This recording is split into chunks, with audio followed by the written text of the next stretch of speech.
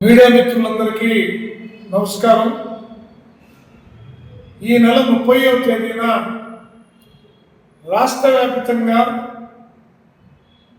దగాపడ్డ రైతన్నలందరినీ సమీకరించి ఈ ప్రభుత్వంపై సమర పేరి మోగించడానికి రైతు సంఘం కోరుకుంటా ఉంది.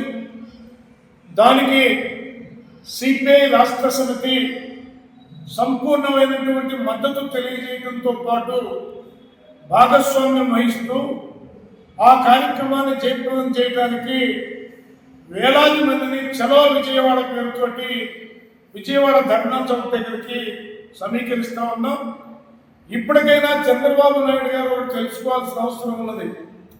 ఎన్నికల ముందు రైతే రాజుని, తాను ఎన్నికల్లో అధికారంలోకి వస్తే ఖచ్చితంగా పంటలకి గిట్టుబాటు ధర ఇస్తానని చెప్పి ఏ రైతు కంట నీరు లేకుండా చూస్తానని చెప్పినటువంటి చంద్రబాబు నాయుడు గారు ఎన్నికల్లో అధికారంలోకి వచ్చిన తర్వాత అసలు రైతు ధ్యాసే మర్చిపోయి రైతు గురించి ఏం పట్టనట్టు అభివృద్ధి చేస్తున్నానంటూ కార్పొరేట్ శక్తులకి భూముల్ని 90 పైసలకి రూపాయికి కట్టబెడుతూ ఆంధ్రప్రదేశ్ ప్రజల యొక్క ఆస్తిని అక్రమంగా ఈ యొక్క కార్పొరేట్లకి దారాదత్తం చేయడంలో మునిగి తేలుతూ ఉరికొయ్యకు వేలాడుతున్న అన్నదాత రైతన్న ఆక్రందన వినలేనటువంటి నిర్దయగా చంద్రబాబు నాయుడు వ్యవహరించడం స్పష్టంగా కనపడుతూ ఉంది.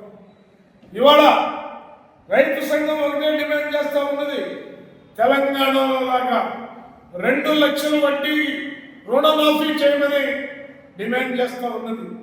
అలాగే డాక్టర్ స్వామినాథన్ కమిటీ సిఫార్సుల్ని అమలు చేయాలని, ఆ కమిటీ సిఫార్సుల్ని అమలు చేయడం ద్వారా రైతులకి మేలు చేయమని అభ్యర్థిస్తూ ఉన్నది.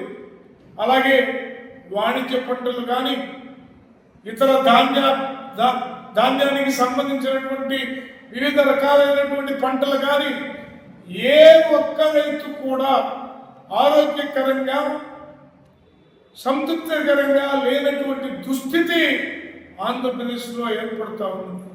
అందుకని ఈ నెల 30వ తేదీ జరిగేటటువంటి ఈ మహాధర్నాలో, రైతు గర్జనలో పార్టీ కార్యకర్తలు, రైతులు అత్యధికంగా పాల్గొని చంద్రబాబు నాయుడు మెడలు వంచి మన హక్కుల్ని సాధించుకుందామని తెలియజేస్తా ఉన్నాం.